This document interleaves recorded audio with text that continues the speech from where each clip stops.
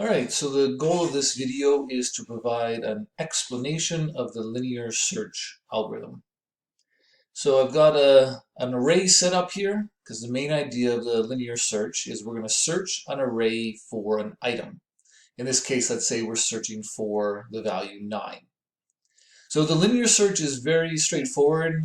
We usually have a loop that we're going to use to traverse the array, right, to step through all of the elements in the array.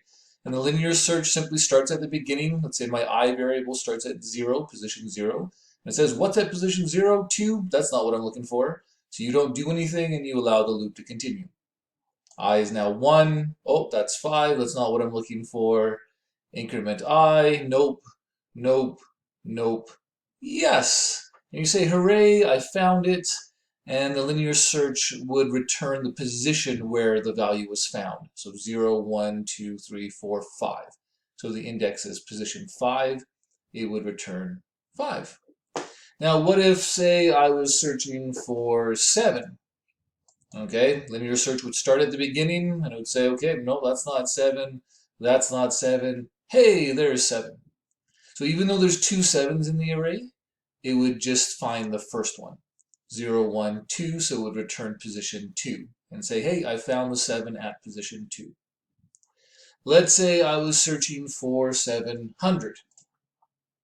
Okay, the linear search would start at the beginning and say, okay, that's not 700, that's not 700, nope, nope, nope, nope, nope. Oh, I ran out of things to look at.